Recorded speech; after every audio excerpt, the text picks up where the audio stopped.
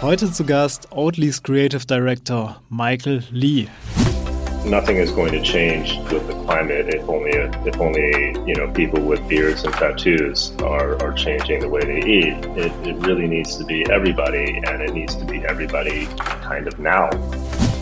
If you have the right people kind of driving that ship, then just let them drive. They send a signal that plant-based investment is attractive.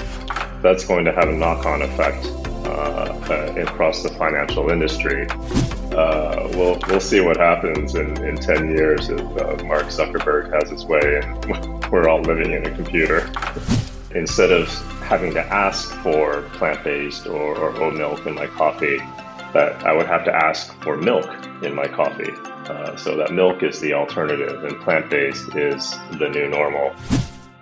Heute zu Gast im PLANTBASED Podcast einer der kreativsten Menschen der Welt. Michael Lee, der Creative Director von Oatly, ist heute bei mir. Zu Oatly muss ich wahrscheinlich nicht mehr viel sagen. Jede und jeder von euch wird schon mal eine Hafermilch von ihnen im Kühlschrank stehen gehabt haben. Für alle, die sie nicht kennen, trotzdem noch mal ganz kurz. Der schwedische Haferdrinkhersteller wird immer mehr zur Lifestyle-Brand und ist in der Mitte der Gesellschaft angekommen. Oatly ist ein Deonym für Haferdrinks. Mit kreativem Marketing und Kampagnen wie It's like milk but made for humans und politischen Statements verschaffen sie sich sogar regelmäßig Gehör im Bundestag. Im April sprach ich mit Michael darüber, was es mit der aktuellen Kampagne, der Norm&AL-Show, auf sich hat, wie die Ideen für die Kampagnen entstehen, was für ihn Nachhaltigkeit bedeutet und wie er die Zukunft des Metaverse sieht. Außerdem hat er uns verraten, was er zum Deal mit der Blackstone Group sagt und verrät uns seinen Traum für die Zukunft. Wir haben dieses Interview auf Englisch aufgezeichnet. Wenn ihr in der englischen Sprache nicht ganz mächtig seid, auch gar kein Problem. In Kürze werden wir die deutsche Übersetzung auf thisisvegan.com veröffentlichen. Bis dahin viel Spaß beim Reinhören und be the change. Plant-Based, der Podcast von This is Vegan. Hey Michael, thank you so much for taking time for one of the first podcasts of This is Vegan. You are one of our first guests, and it's a pleasure to meet you there. So for everyone who doesn't know you, please tell the people who you are and what you're doing at Oatly. Sure. My name is Michael. I'm actually American. I live in Copenhagen. I work as a creative director for Oatly. I think for about 4.5 years, and I'm mostly focusing on the DACH region, Germany, Austria, Switzerland, as well as the UK. So big markets in Europe. Well, yes, these are some big markets. But let's go back to the point before you have been the creative director of Oatly. Please tell me, how did you come there? Yeah, that would have been interesting if I knew about that. No, it's I knew Tony Peterson, who's the CEO, and this guy named John Schoolcraft, who's the chief creative officer. And Tony came into Oatly. I think it's 2012. I'm not sure. So I knew those guys when they went to Oatly, and was watching kind of the crazy stuff that they had been doing just from the sidelines. And then one day I remember I was sitting on a cafe working with a client. I think it was in the banking industry or something. And John called me up, and he asked me if I wanted to start a war with the dairy industry all over the world. And I just basically said, well, yeah, all right, that sounds pretty cool. And that was 4.5 years ago, and it's been a bit of a crazy ride, I have to say. It sounds like a crazy ride, and then you started the war with the dairy industry. Yeah, pretty much. So how is the war going? Well, it's going well. I don't know if we just continue calling it a war, but we certainly have a mission. Right now. Yeah. We certainly have a mission to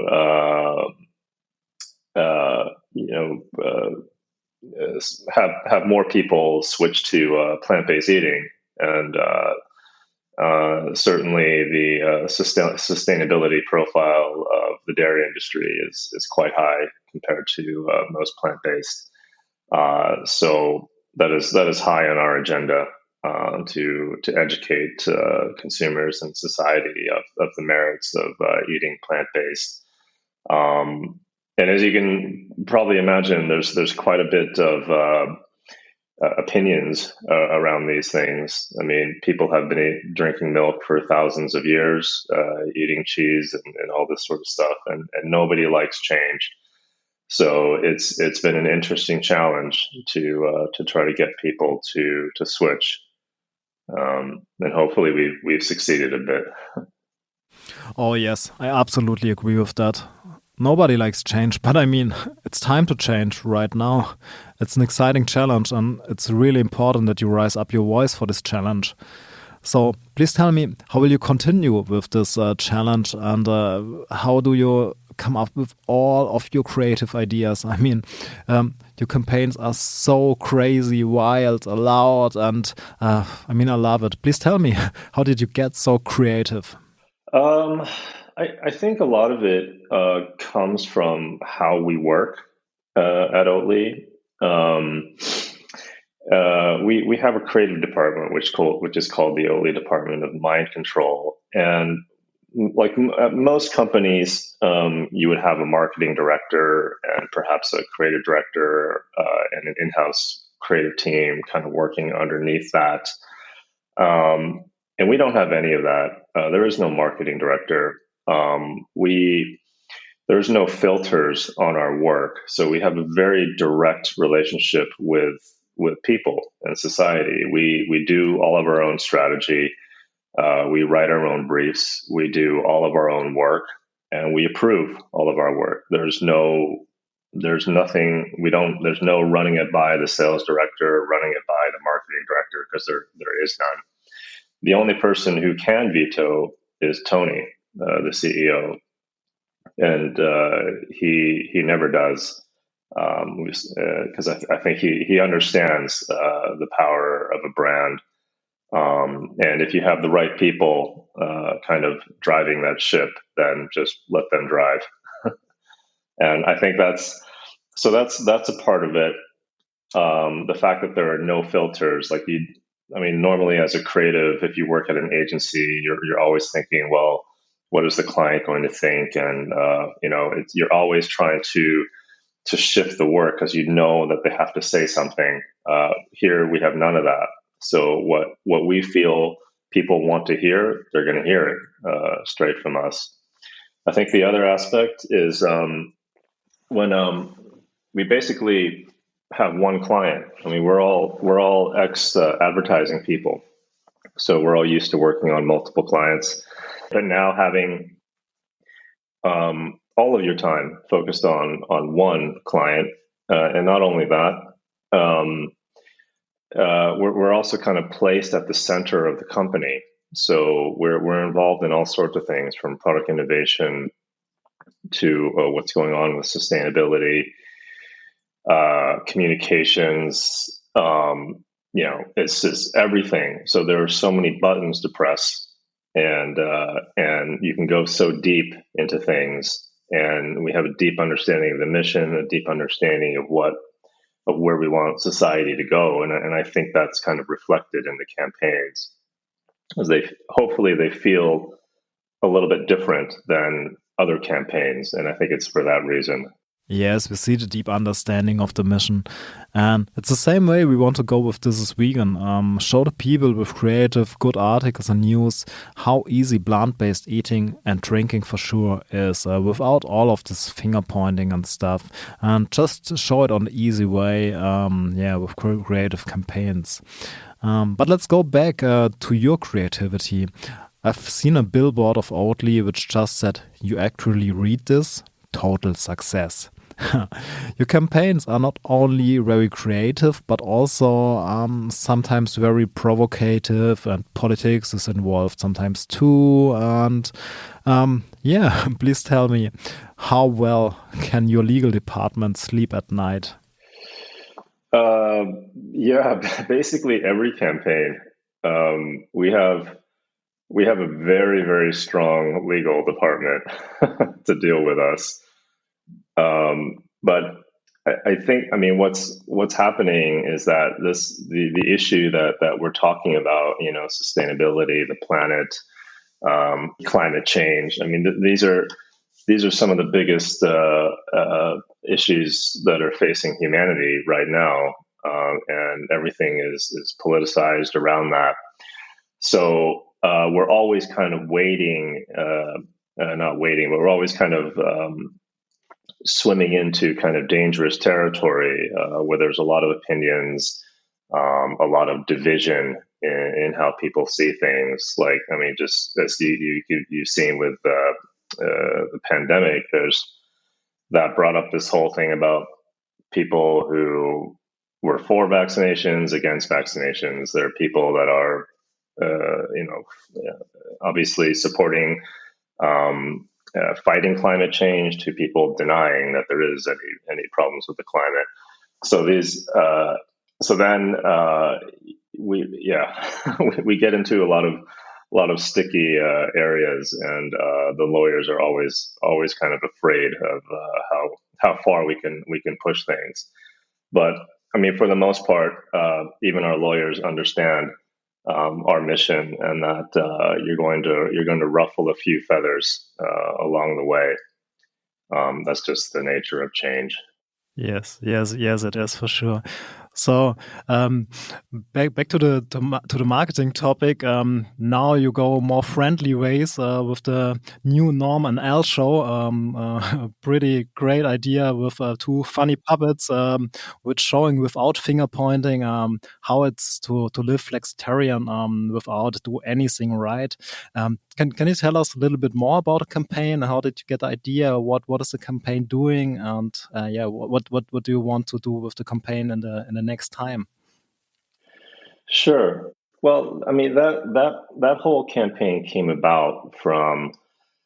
I mean, if you had talked to me 3 years ago, we would have been talking to people in like the hippest neighborhoods in Berlin and London, and talking to the low hanging fruit, so to speak, the vegan community, absolutely people that were already interested in health and sustainability, and really kind of building our brand foundation with that community. Now, I mean, it's like if nothing is going to change with the climate if only people with beards and tattoos are changing the way they eat. It really needs to be everybody, and it needs to be everybody kind of now.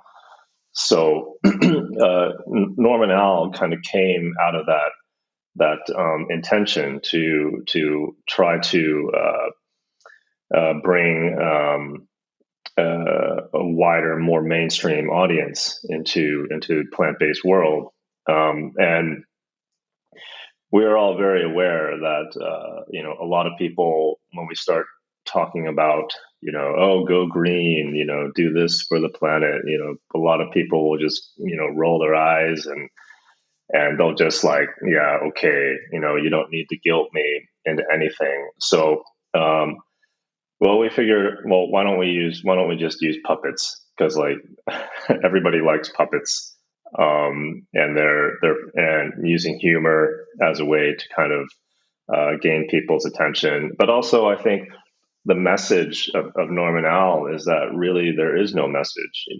Nothing is black and white. Everybody just has to find their own way through it and take whatever steps that they feel are right. It's just important to just take a step. And I think that's what this campaign is all about. So you have Norm, who is kind of the wiser of the two puppets, and Al kind of represents society, this, and confronted with this new thing, and through trial and error, just kind of figures his own path.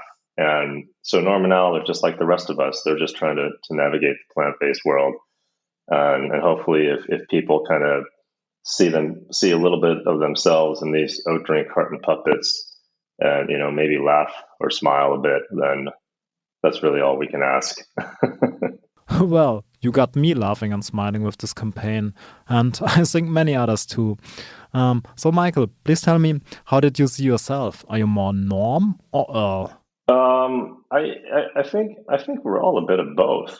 I mean, we all have an internal compass that kind of guides all of our actions.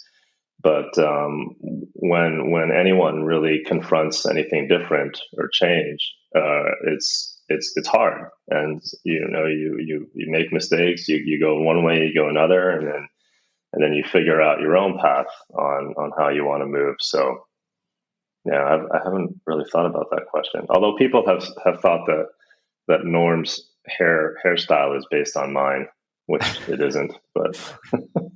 All right, some interesting new fact. We know that Norm's hair hasn't based on yours. Maybe he will tell us more about this in the next episodes. Can you tell us if there will come more episodes of Norm&AL in future, or what can we look forward to next? Yeah, we don't know. I mean, I think we in our creative department, we always talk about being consistently inconsistent. And we have an idea and we do something, or we'll do a big campaign that is just purely nonsense, like the billboard you talked about. You actually read this, total success. And then we'll do a petition campaign, petitioning the Bundestag to put climate labels on food labels, so on food products, which is a very activist and political campaign, and then we'll do something completely different, and then we'll do puppets. So, I mean, I think part of what hopefully makes Oatly interesting is that people don't really know what we're going to do next, because we don't know what we're going to do next. So, I don't know. We don't know if there's going to be more Norm&AL, or if they're just going to sit in the storage closet for a while.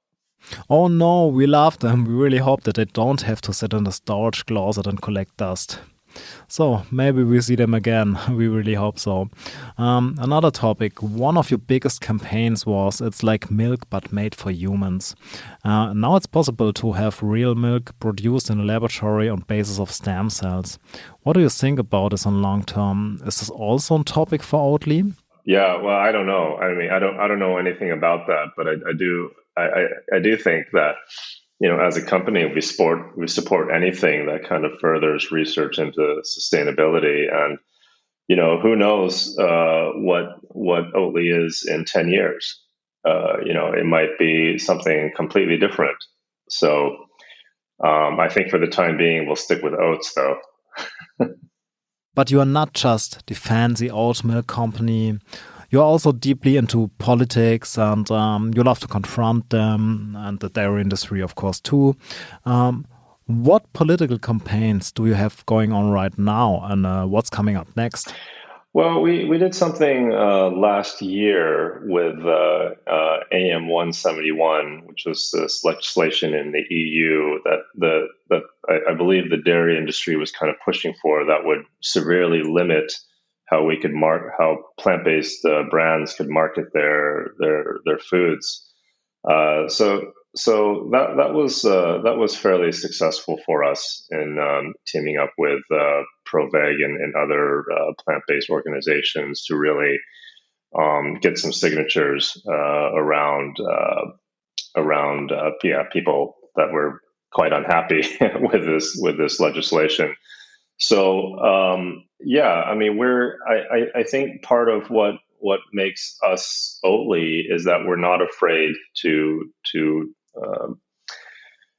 provoke. We're not afraid to take on issues that are political if we have a firm perspective on what we're doing is right for the future of the planet. So I mean, I think you can expect us to get involved in more political activities in the future. Definitely. It's so great to hear that you want to get more involved into political activities in the future. This is the right way to build a more plant-based future. But yeah, about future and the future of Oatly, I really need to discuss and talk about with you about another important topic that comes up more and more when people talk about Oatly at the moment. The Blackstone Group has been a shareholder in Oatly since 2020. Among other things, they are also investors in SeaWorld and other unethical companies. How did this come, and what is your personal opinion about this? Yeah, our perspective on that was, there was a lot of kind of discussion around it, but I think if we look at it from a macro point of view, any meaningful change has to kind of end with some sort of change in the food system. And the food system is not just about getting some people here and there to try a plant-based burger. It is really changing a lot of things in a very fundamental way, and part of that is finance. And partnering with Blackstone, although we completely understand where people can look at that and just be kind of shocked. Our perspective was always that if you're going to change the food system, why not partner with the biggest capital investor, or one of the biggest capital investors in the world? And if they do this, and if they, by investing in Oatly, they send a signal that plant-based investment is attractive, that's going to have a knock-on effect across the financial industry, and I think that can have a much more powerful effect than puppets doing a puppet campaign in the long run. So that was our perspective on that. We caught a lot of heat for it, and we explain our position, and some people agree, some people don't agree, but that's just the way life is. All right, thank you for the detailed explanation. I think it's really important to going into this and tell the people why you have done this. I can well imagine that you have also had to deal with some shitstorms and stuff on social media. So how do you deal with that, and how do you communicate with your community? I think because of the topics that we're talking about, and because of the interest in society, we have a responsibility to respond to almost everybody, and we try to do that. We try to respond to everybody, and we have a fantastic consumer relations department, and it's also just about transparency and continuing to have that discussion, and it's just people are going to have tons of opinions either way, and then there are people that are going to come read that discussion that maybe didn't have an opinion, and then form an opinion based on these discussions. So it's super important that we are very kind of responsible in responding to what society and consumers have to say. Kurze Werbeunterbrechung auf Deutsch. Wir möchten euch vorstellen, mit wem wir eine neue Kooperation haben. Und zwar sind wir exklusiver Medienpartner von der Veggie World. Die Veggie World wird dem oder der ein oder anderen sicher etwas sagen. Es ist die größte Veggie-Lifestyle-Messe Europas. Wir waren selbst schon oft dort, waren begeistert, haben uns durchgeschlemmt, haben die neuesten Veggie-Trends dort probiert. Und wir freuen uns, dass es jetzt auch wieder viele Termine für dieses und nächstes Jahr gibt. Besonders freuen wir uns auch, dass bei uns in der Ecke in Karlsruhe eine Veggie World stattfinden wird. Kommt vorbei, sichert euch Tickets, schlemmt euch durch, checkt die neuesten Trends ab, folgt Veggie World, und auf unserer Seite werdet ihr auch in Kürze noch viel mehr darüber erfahren. Jetzt wieder rein ins Interview und viel Spaß. it's really important to respond to questions of the society and the community. So for my next question, I have to elaborate a bit. I've read something some days ago, and I need to ask you this. There are some researchers all around the world which have some crazy ideas about food simulator. You sit in front of your computer, you get electrostimulation, or on another hand, like an stethoscope-like construction in the mouse. And with this, you get a taste of that, what you will see on your computer or phone or whatever. So my question is this something you're convincible with for your campaigns and future? So can we taste Oatly in metaverse in future? These are some interesting questions. I can only speak up from my personal opinion of the metaverse, and I do think that, and maybe this is just a result of my age, that I think a lot of the anxiety and stress in this world is kind of coming from just being detached from the real world in some ways, and potentially living your entire life in the metaverse. I don't know. It just doesn't feel natural to me in some ways. I mean, talking outside of Oatly and plant-based and stuff, but then again, you can't stop the march of innovation and technology. So we'll see what happens in 10 years if Mark Zuckerberg has his way and we're all living in a computer. Maybe we all live in a computer someday. Michael, please tell me what was the most exciting campaign you have ever done for Oatly? I think the most I would say the most kind of rewarding time was when we had done the petition campaign in Germany, and it was one of those things that if we knew how difficult it was, we probably wouldn't have done it. But I think that's part of kind of what makes us who we are, just this naive courageousness of just like seeing an issue and just going off and tackling it. And that was kind of where the petition campaign kind of came about. With the Bundestag, I think you needed 50,000 signatures in like 28 days to force a discussion in the parliament, which was quite difficult to do, and we weren't even close to 50,000. And literally 12 hours before, I think we had like 30,000 signatures and we needed 20,000. And we said, okay, this is not going to happen. And we had already kind of prepared our social statements. And then there was just a flurry of activity. A lot of the influencers that we worked with,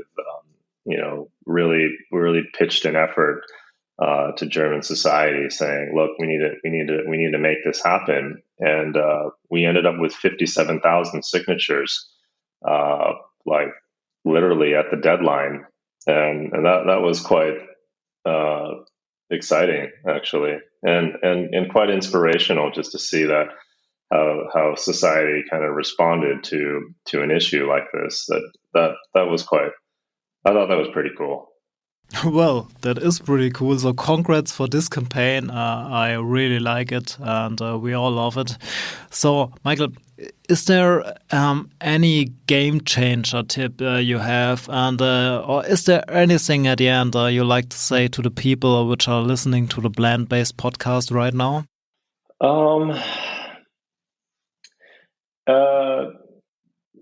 Nothing really. I think me personally, I was aware of climate change and concerned about it, but obviously working at Oatly and diving deeper into the issues, that has certainly affected me and the choices that I make. And if I have a game changer for the future that hasn't really happened yet, and that is to walk into a cafe and instead of having to ask for plant-based or oat milk in my coffee, that I would have to ask for milk in my coffee. So that milk is the alternative, and plant-based is the new normal, as the puppets like to say. And I think that's kind of the end goal that we're working towards. So word. I hope we see us in future together in a coffee somewhere, maybe in Sweden, and drink a coffee together. We come in, say 1 coffee with milk, please, and we get plant-based milk, especially from Oatly. Michael, thank you for taking time for this plant-based podcast. Thank you for being such an inspiration to all of the people and being such a creative dude. So you're especially an inspiration with your campaigns from me and my creative mindset. Have a great day and be the change. Yeah, fantastic. It was a pleasure. Hey, vielen Dank, dass du diesen Podcast durchgehört hast. Jetzt wieder auf Deutsch. Wenn du das Interview dir auf Deutsch nochmal durchlesen möchtest, findest du es in Kürze auf diesem.com. Wenn dir der Podcast gefallen hat und du ihn genauso spannend und inspirierend wie ich fandest, dann lass gern eine Bewertung da. Abonnier den Podcast, leite deine Freundinnen und Freunde weiter und schau gern auf diesem.com vorbei. Ansonsten, ich wünsche dir einen schönen Tag, trink einen Kaffee mit Hafermilch und schau dir mal an, was Oatly für neue leckere Eissorten im Sortiment hat. Bis dahin, be the change, dein Yannick.